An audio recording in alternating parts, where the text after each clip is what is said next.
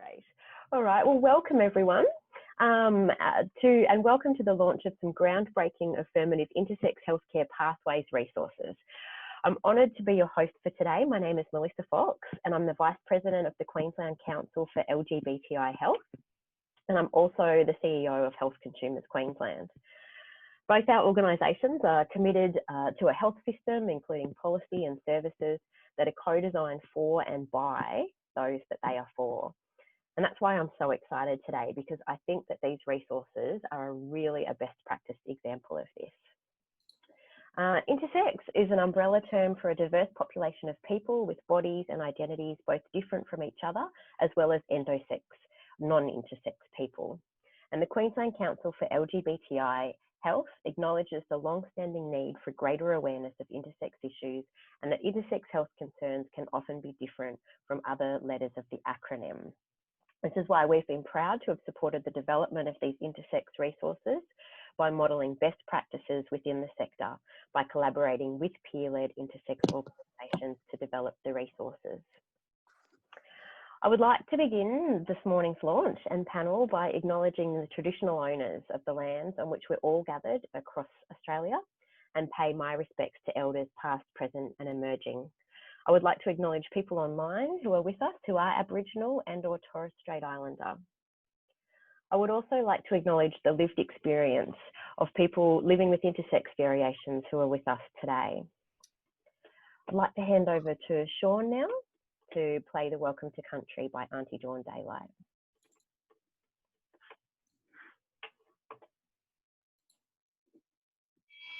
My name is Dawn Daylight. People call me Auntie Dawn. I'm a younger person and also belong to the Turruwa Mob, the north and south of Brisbane. I would like to acknowledge our elders, past, present and emerging. I pay respects to our LGBTI plus communities, and I pay respects to all Indigenous peoples around the world, and particularly to Aboriginal and Torres Strait Islander people and our South Sea Islander people. I'm part of the Indigenous women's community and support our brother boys. I live in Brisbane. I live in Brisbane now, but originally from Ipswich.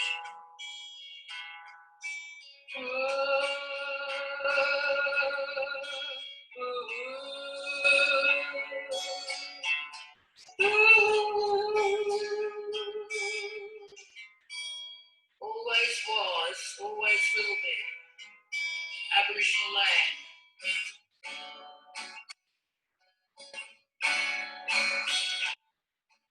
Always was, always will be, so it's not the same. We can create it again. She's waiting for us to see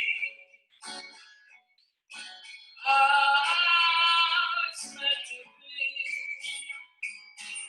Lay down on our Mother Earth. Lay down on our Mother Earth. For she gave us birth.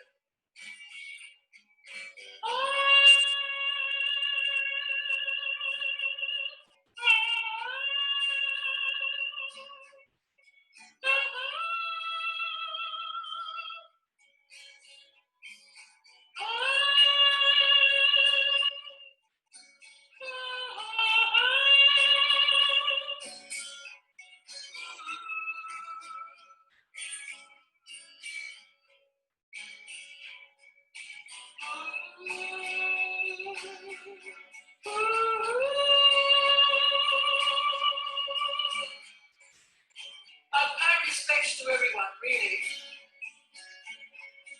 I would like to say that I'm very privileged to be here and doing this from an acknowledgement for our community, my community.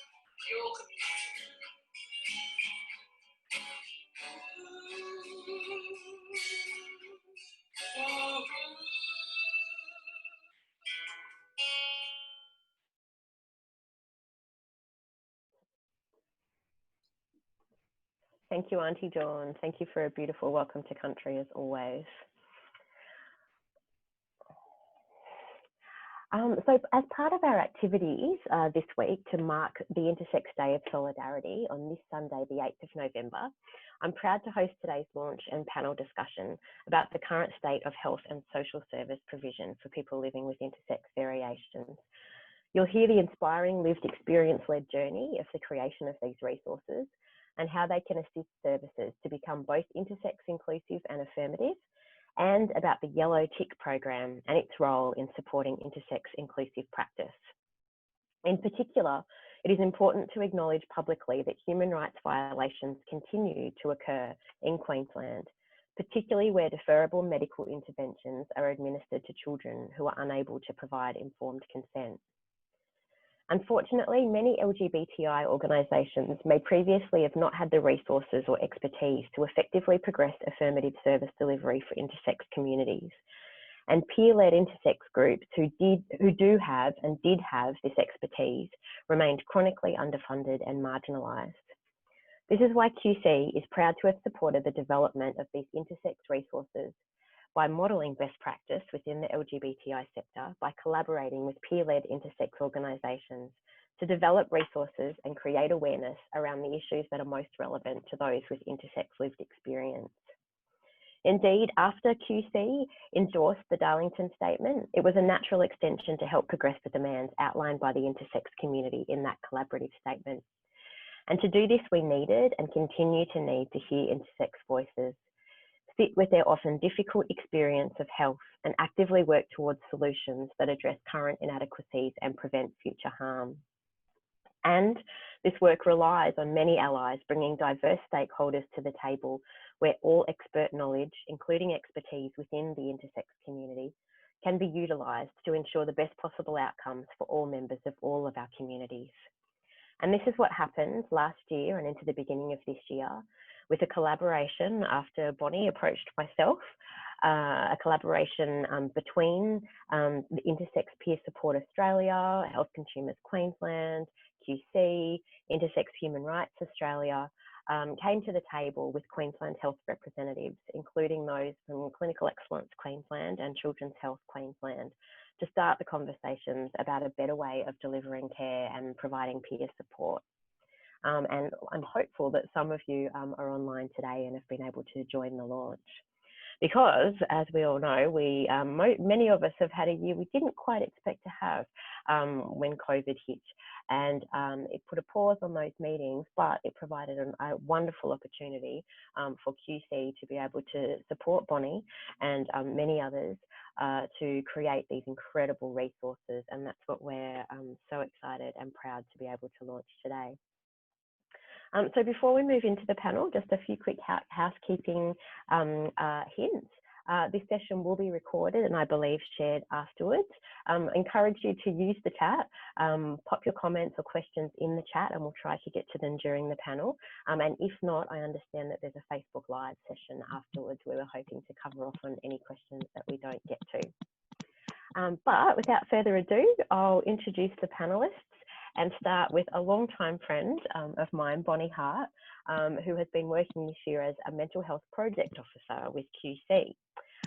Bonnie is an intersex woman, advocate and peer supporter, working with Intersex Peer Support Australia. Bonnie will be known to many of you here today as she has been publicly speaking on intersex issues for a decade. Agli Zavros-Orr is a person with an intersex variation. They are an independent academic and founder of diversitywise.com.au educational services. Agli is the chair for Intersex Human Rights Australia, Victorian representative for Intersex Peer Support Australia, and community member of Victorian Intersex Experts Advisory Group. And finally, Morgan Carpenter is a bioethicist and advocate. An intersex man, he's a co-executive director of Intersex Human Rights Australia, a signatory of the Yogyakarta Principles +10 and creator of the Intersex flag. Current roles include work for the World Health Organization and the ACT government, and an expert group member for the Australian Human Rights Commission. So we'll start the panel this morning by throwing to Bonnie to hear more about the exciting resources being launched today. Bonnie. Thank you so much, Melissa, for such a warm welcome. And thank you to Arnie Dawn for that video, Welcome to Country. I would also like to pay my most deepest respects to the traditional owners on the land that I'm coming from today, the Yagara and Turrbal people, and pay my respects to any elders and people with lived experience that are here today. I stand in solidarity with the First Nations people of this country and work towards progressing everyone's human rights. I also want to acknowledge that Sunday is the Intersex Day of Solidarity and Remembrance, and it historically commemorates the birth date of Herculean Barban, an intersex person that lived in the 19th century, and by all accounts lived quite a difficult life. And unfortunately, the lived experience of intersex people can be quite difficult at times. And I pay my deepest respect to those people with variations in sex characteristics that were born before me and walked this path before me, often creating language that we use to talk about our bodies and starting to knock on the doors that have created systems that have done historical harm to intersex people. I have a candle burning today because it is really important to remember that when intersex people talk publicly about intersex issues, it's because they're deeply personal, and we all strongly believe that services and society needs to actually acknowledge who we are as fundamentally, and that respect our rights for bodily autonomy and self-determination. I'd like to really thank QC for their help and their resourcing in order to make these documents available to everyone here today, and for elevating intersex voices and trying to find a collaborative way towards working to create best practice across all sectors that provide services to intersex people, parents and family members. It's actually hard growing up for everyone, really, but it can be a lot harder for people who are born with variations in sex characteristics to grow up, particularly if their intersex traits are visible at birth. I know from 10 years of running a peer support group, I've heard many different stories and the difficulties of intersex people of all ages, and parents of intersex people as well, and the difficulties that they have had navigating health systems and dealing with stigma and misconceptions about what intersex is and what it isn't, and the massive amount of of the psychosocial impact, I suppose, of having this lived experience, these legacies of isolation and secrecy and shame. And having to navigate that misinformation publicly, but then also stress that can happen within family systems as well. Mostly the lack of visibility of intersex has been a massive limitation for most people in their journey towards self-acceptance and to actually be righteously proud of themselves, really, which every person should have the right to be. And this idea of not being visible equates a lot to socially not existing for many people. And this has a flow-on impact, I suppose, in terms of intersex people having to bear the brunt of education, to educate service providers, not only about their specific intersex variations, but also about the experiences that they have had navigating health and social service systems to try and access services, basic services often, or even just find proper HRT or find any of these types of things that we need to maintain our good mental, physical health moving forward. Historically, I suppose the only place we have been visible has been within a clinical setting, really, and those clinical settings have sought to, or just by their very framework, position intersex as often being a disorder or being a health concern, even though there is often intersex bodies are usually pretty healthy in and of themselves, being natural variations in sex development. So I think it's important too, like the other place where intersex started to be visible was in an Lgbti framework, and often that framework as well positions issues around sexuality and gender identity, and that doesn't fit for a lot of intersex people as well. So this can mean that a lot of the issues that intersex people do have are overlooked within this space. But that visibility also has been a limitation for intersex people even coming together in the first place. And we were really lucky in 2017 for a number of people from both Australia and Aotearoa, New Zealand, to come together to actually agree on a common platform of understanding. And I'm talking about the Darlington Statement. If you haven't read it, one should go check out the Darlington Statement. And if you agree with its 59 points, then I would invite you to affirm the Darlington Statement. But this was a real game changer for us, because in intersex land, there are so many moving pieces in terms of how people feel and think. And this provided a stable groundwork for us to start to do. It could start to speak on behalf of us, and it enabled us to do a lot more policy work. So the resources that I'm presenting today, I suppose, are directly related to the Darlington Statement in the terms that they are a basic operationalization of the Darlington Statement that seek to kind of present how different services can start to move to be more inclusive to intersex clients as they come through. And they seek to highlight the existing gaps, but also to try and tighten the safety net for our community. As many people who have an intersex lived experience have the danger of becoming disconnected from health services, particularly if they've had a negative experience before.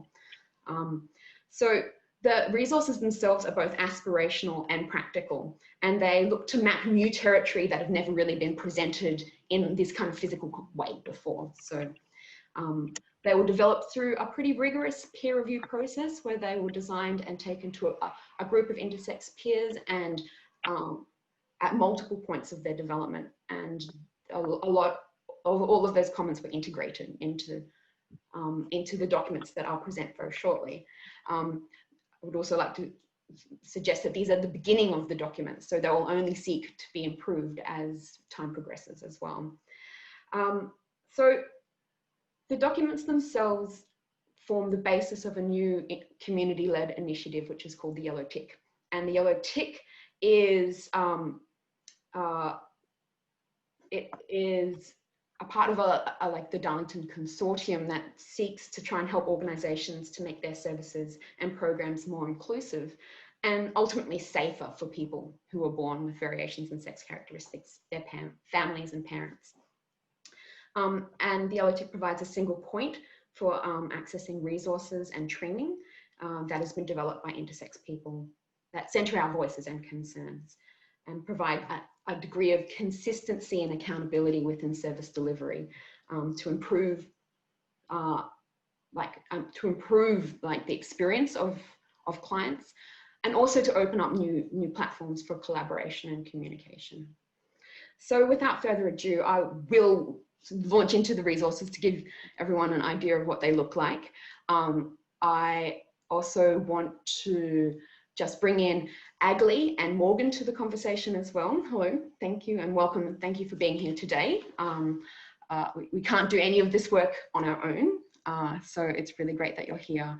The way that I work through them is I'll bring up each of the 4 resources that we have. The resources are a healthcare service map, a service referral flowchart, a psychosocial impact map, and a best practice indicator checklist. So they're the 4 resources that form the health and wellbeing resources. So I will bring up each one, and then I will throw to both Agli and Morgan to, after I've introduced them, to give a little bit of context of how they sit with you both. Okay, without further ado.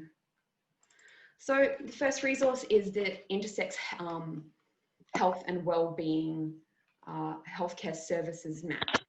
This seeks to show that intersex people at different life stages access services across a number of different sectors. So these are both clinical, social and legal sectors, and also this shows the role of what peer support does at various different life stages in terms of trying to create an integrated field.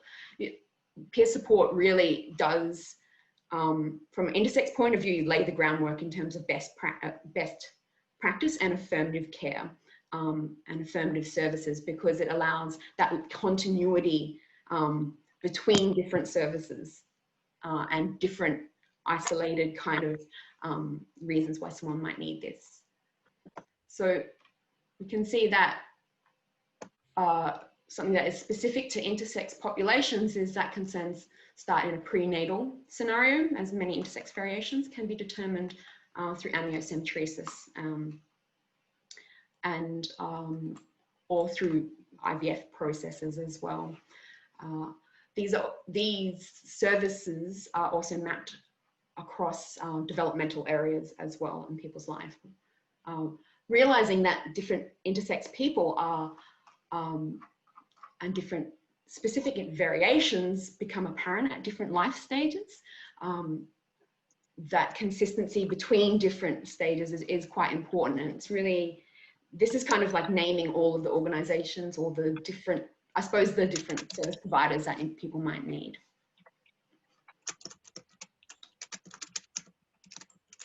So, Agli, do you have any reflections on this particular document? Yes. First, it's I just want to say how impressive a document it is to synthesize the stakeholders that impact on intersex lives. I work in education, and all sectors impact on the lives of an individual from birth across the lifespan. So to have a document such as this that clearly maps points of impact is really significant and a game changer in this space. Thanks, Agli. Morgan, do you have your reflections?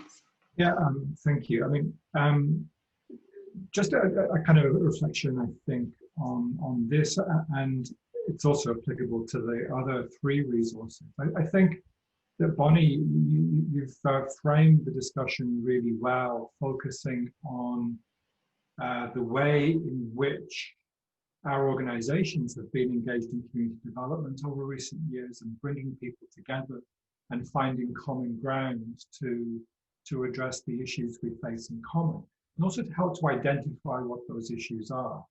And resources like Darlington's statement have set out an agenda, a list of demands for what it is that we want to have happen as a community in Australia and also in New Zealand.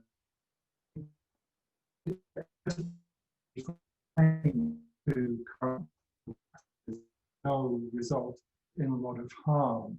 And what this resource does, and what the other resources do, is help to lay the groundwork for alternative healthcare pathways that actually promote the health and well-being of people and let people make their own choices about their own bodies. So this resource is a really strong and clear way of identifying what kinds of issues are relevant at different points in the lifespan, what kind of institutions should be involved, and how they should work with each other. And seeing this laid out so clearly is such a powerful tool, and I hope it will be very useful. Thanks, Morgan. Yeah, I agree with both of those statements. I kind of also think it's important for people to realize that individuals can't do this on their own. Do you know, like, well, they can, but it takes a lot of effort and a lot of resources. And so whatever work different organizations and different services can do to connect people through referral pathways really takes the burden off families who might be otherwise stressed at the time as well, and also individuals. I think that's a natural movement that I will use to talk about our next resource, which is the service referral flowchart.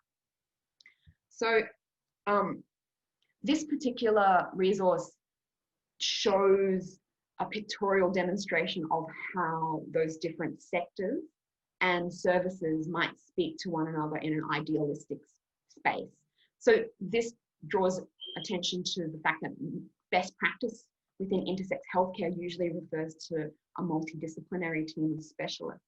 However, this is not universally available to people, and often only occurs within a pediatric health setting, not necessarily in an adult setting. And as we know that different intersex traits are determined at different life stages, then many people don't have access to a clear multidisciplinary team.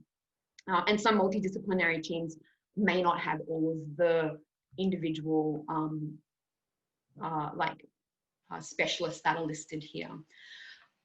But the process of showing how our ideal referral flowchart would work is about breaking down the idea of individuals working in silos, because everyone has a degree of expertise, but those expertise limit the person's scope in terms of how they can see the impact, I suppose, of their of any one service that an intersex person receives. So this referral pathway talks about social services, employment, education, allied services being intrinsically linked, and through processes of peer support and GPs. So we see peer support and GPs as being the continuity in referral pathways that last over the lifespan. So having a consistent, knowledgeable GP is a really is a big deal for many intersex people. Someone that knows about their variation, is willing to learn more about it, and also being able to put them in the driver's seat in terms of what services that they want, and being able to direct them to services that are affirmative for them as well. Similarly, peer support organisations and peer-led organisations, advocacy organisations as well, play a really valuable role in providing that all-of-life care, and providing like in and out, can also provide referral pathways to different social services and also different clinical services as well. Peer support and advocacy groups also hold people's stories, and they are the spaces for long-term evidence for previous treatment protocols, but they also we're consumers as well of those services and provide valuable information, feeding back through systemic advocacy and patient advocacy to those health systems, but then also to the greater social systems, political systems that we might need to access, particularly down here on the left. These are the avenues towards legal oversight that might be necessary to ensure that people's rights are protected. So again, Morgan, maybe I'll throw to you first this time. Do you have any reflections on the referral flowchart? I think that the aspirational nature of the flowchart is really important to recognise. That so many pieces of what are shown on the flowchart don't currently exist or lack meaningful, effective resourcing. So for me, I think this tool can help to identify those gaps and identify ways in which they can be addressed systemically rather than in an ad hoc or incremental way. And I think that one of the really big benefits of this as well is that it doesn't treat having an intersex variation as simply a medical issue, because it's not. Having an intersex variation is very much a social issue with implications that are really important in education settings, in employment settings, and in social services and youth settings as well. So trying to build in that narrative or building recognition of those issues into the flowchart, I think, has been very important. And I hope that people who read this will take that into account fully. I think it's really important to mention as well that intersex people, and people born with variations in sex characteristics, are by no means the same as one another. We have really different health experiences, we have different bodies, and we've had different experiences of health services as well. Some people require we require access to different services depending on the type of intersex variation we have, and sometimes not related to our intersex variation at all. Consequently, some people might actually need access to more allied services, particularly when we're talking about sex chromosome variations.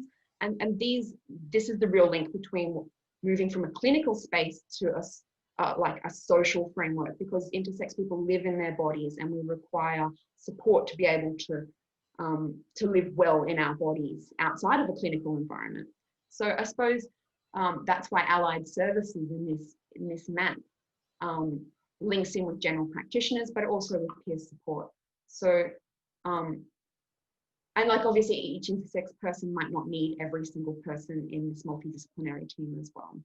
So, yeah. Bonnie, I think it's also, I mean, as well as mapping what doesn't yet exist, I think the recognition in here, the very upfront recognition that new referrals may be needed at different life stages, different healthcare stages, is really important as well. Well, again, different people have different needs. We find out we have an intersex variation at many different points in our life. So, yeah. It's yes. really in agreement with what you've both said. And I think the previous document you shared and this one, I think are important for people practicing across the different sectors to think about and to position themselves in their ally work and in support of both families, children, but also siblings of, of individuals with an intersex variation. I talk in education about the fact that learning about intersex and understanding intersex, it's important for all of us. And it's not just important for the individual who has an intersex variation, but it's equally important for providing support for parents who are caring for that individual and siblings who may be hearing or witnessing things in relation to the sibling that has a variation that might be distressing. So moving this away from the medical model is critical for the health and well-being of everyone around the individual that has an intersex variation. And in education, we know the strong links between health outcomes, educational outcomes, and then transition into employment and healthy and productive lives. So I think the flow chart, following on from the first one, which clearly articulates the different stakeholder areas that need, or the things that need to be considered by the different stakeholders across the lifespan, really work really nicely hand in hand to support people working in the field to provide adequate and timely care.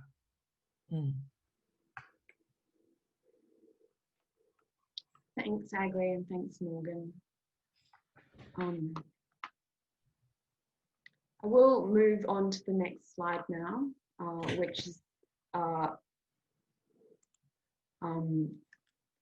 it talks about, I suppose this is like a poster that talks about the psychosocial impact mapping of people through service provision. Again, this is, this resource dichotomizes positive psychosocial impacts and negative psychosocial impacts that are related to a biomedical model.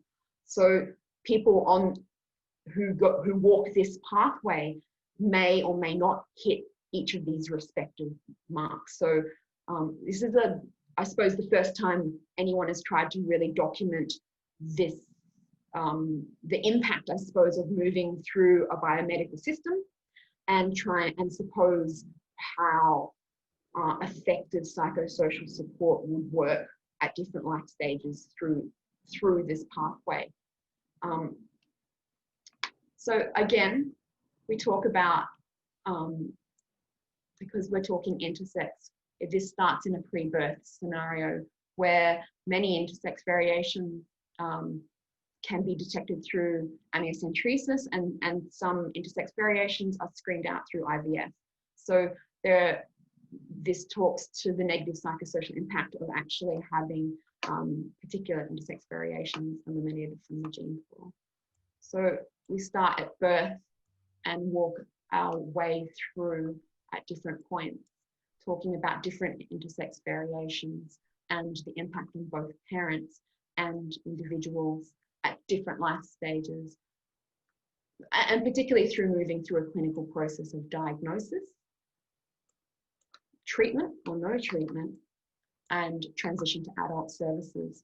So each one of these points has its own risks that are associated with stress, with family duress, with lack of information, with lack of access to psychosocial support, but also opportunities in terms of how to affirmatively hold people's variations, to prepare them well through age-appropriate disclosure, towards having, to prepare people for an atypical puberty, if that happens, or to provide themselves with the tools to really be able to live well within their body.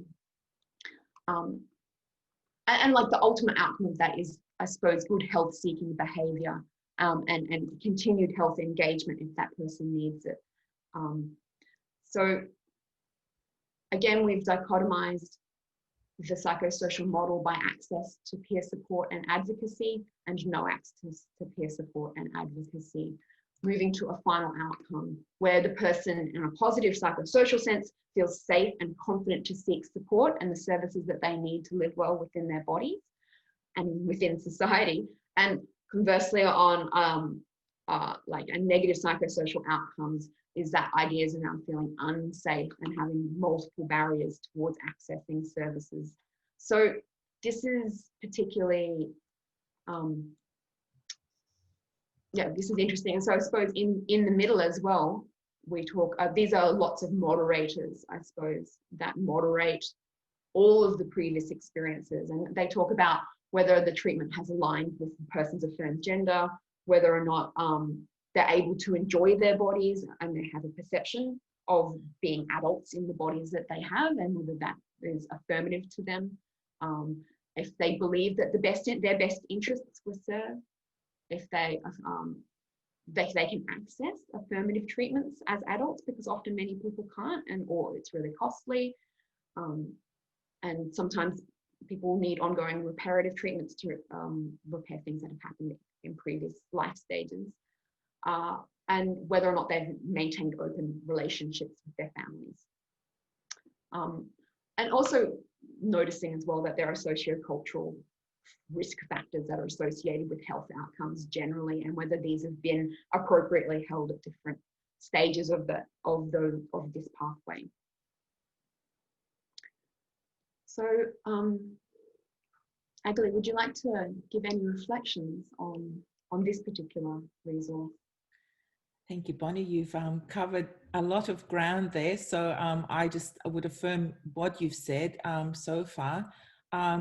What I would add is that this document clearly maps the two different approaches that could be taken in the care of an individual with an intersex variation.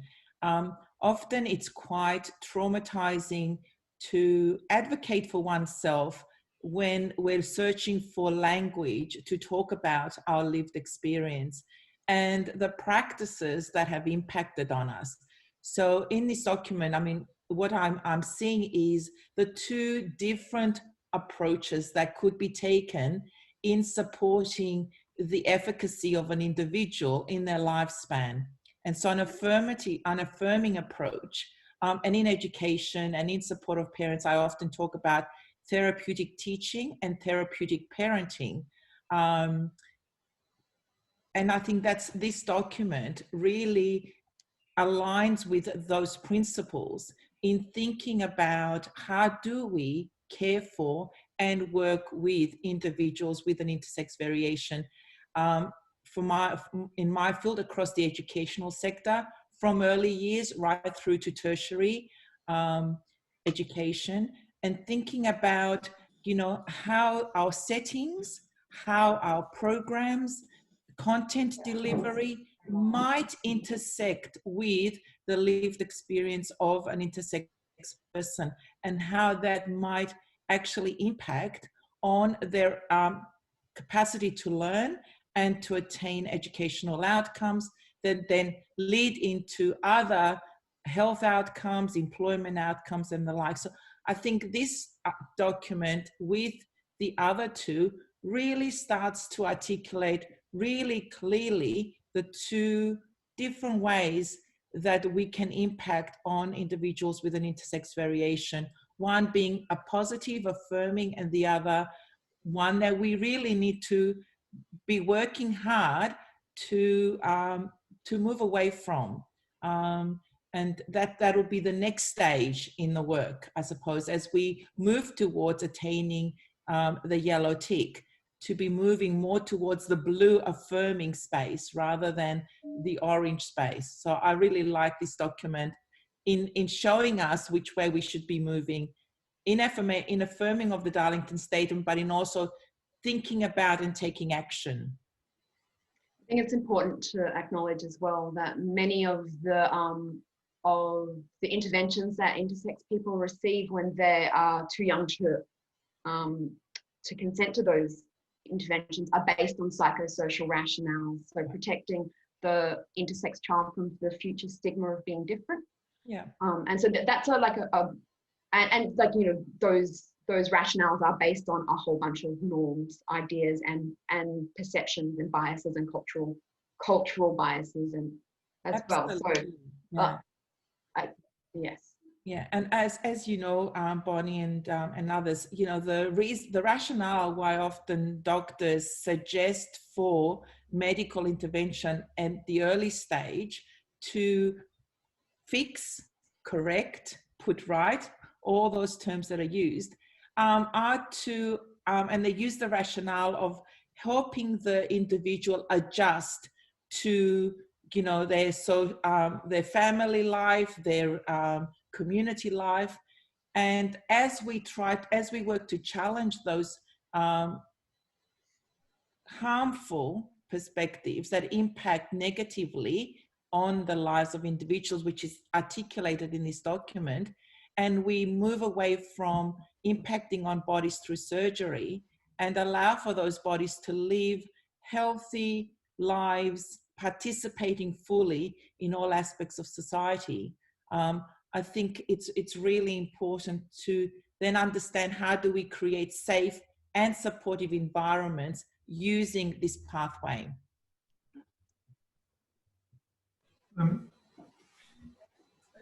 I also think this is a vitally important document that lays out very clearly the consequences of two very different approaches to the treatment of infants, children, adolescents, and adults with intersex variations, and also the prenatal issues that are increasingly becoming important with the increasing prevalence of genetic testing.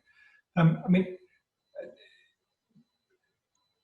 peer support has been identified consistently in clinical so-called consensus statements that even refer to Intersex Peer Support Australia and Intersex Human Rights Australia under our former names as organisations that can provide support to parents, families and individuals. But the rate of referrals is still shockingly low, and parents, families and individuals often find us through doing web searches rather than from contact with clinicians in clinical settings. And when intersex is framed as a diagnosis and as something that happens in a clinical space, getting good messages to parents, families, and individuals is vitally important. The Privacy Commissioner in Aotearoa, New Zealand, identified a couple of years ago that secrecy and non-disclosure are still common ways of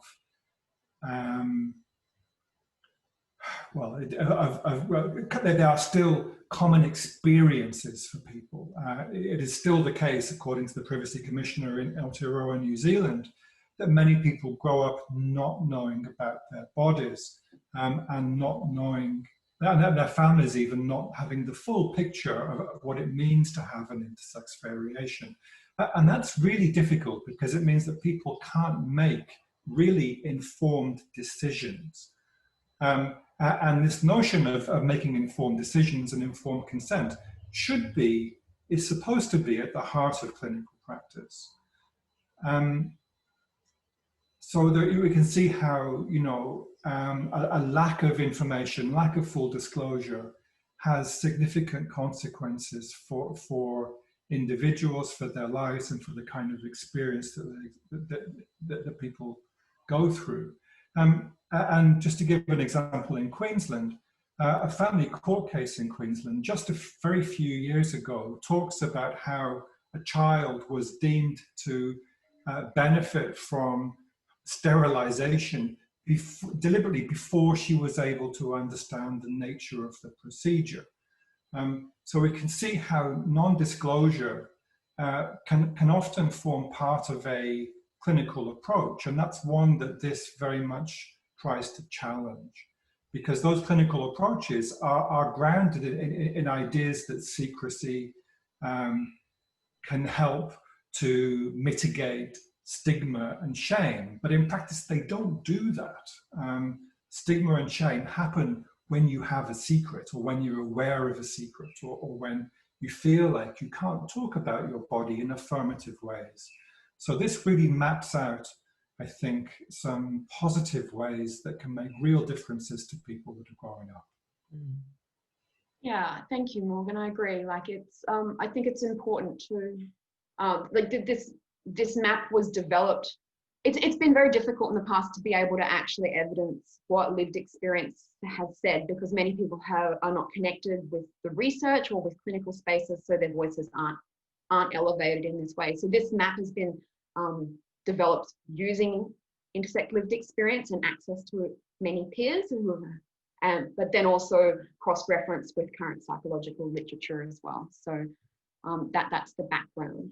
The other thing, I suppose, which Morgan, the issues that you were talking about, is reflected in the idea around cognitive dissonance on this map as well. We have to acknowledge that there is so much best intention from all levels that happen in throughout this pathway. Parents, clinicians, community members, family members. And so often people are left in a situation where they have had things that haven't actually benefited them in the long run, but they've been done to them by someone that actually loves them and that they love. And so this level of cognitive dissonance can impact the person's ability to be self-accepting and to fully process the psychological impact of the things that have happened to them in the past. So it's been very hard to kind of document that, because cognitive dissonance works in some crazy ways. So it's just nice to even be able to put it in a place so it's a consideration. I'm going to move on because we have one last document and our time is ticking. And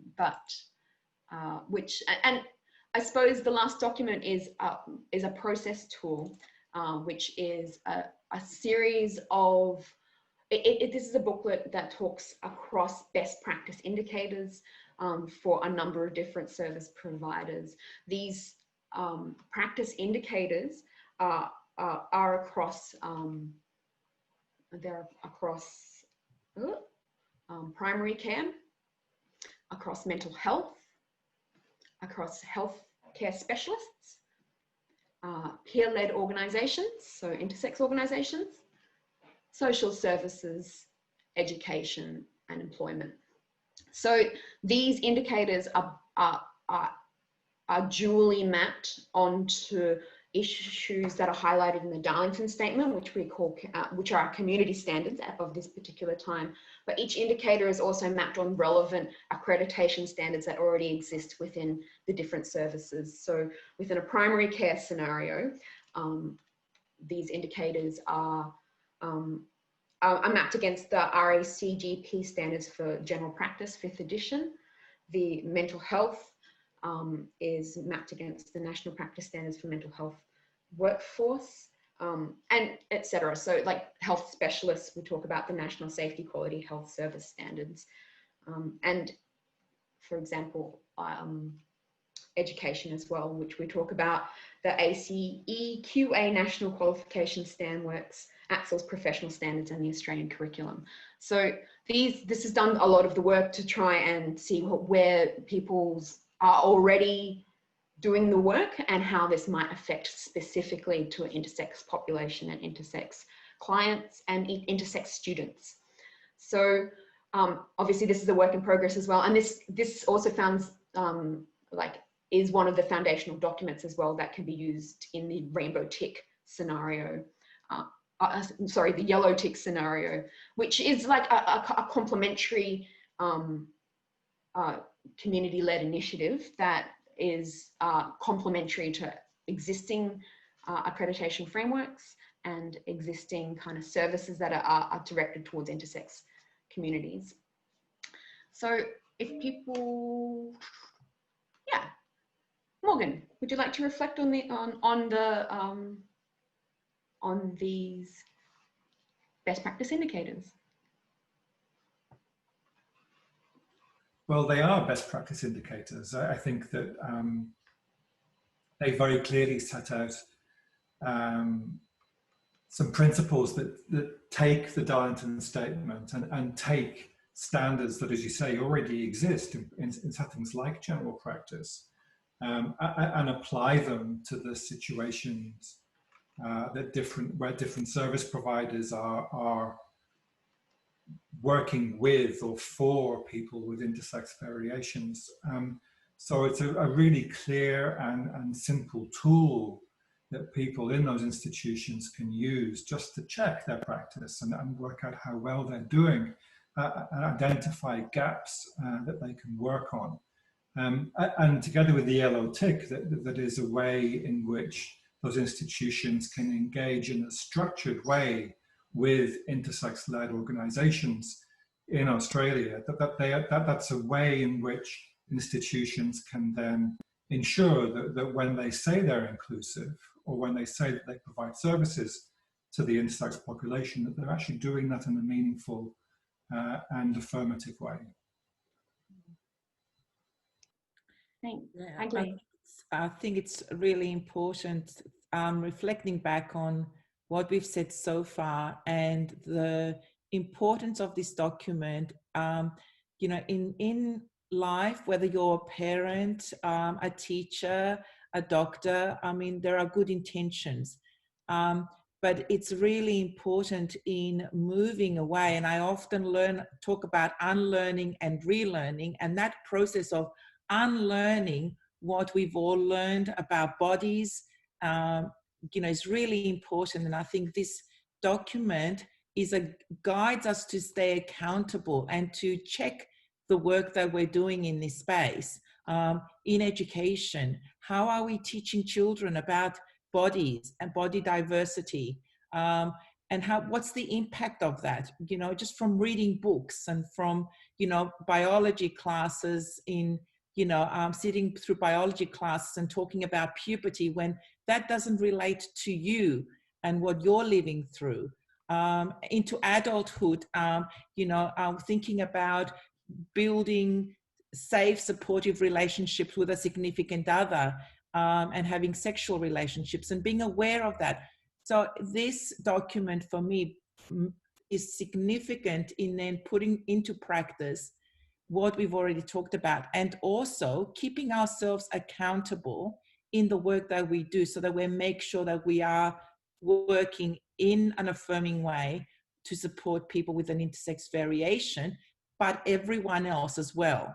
Because, you could be a parent that gives birth to a child with an intersex variation. So the education you receive will impact on your care of that child.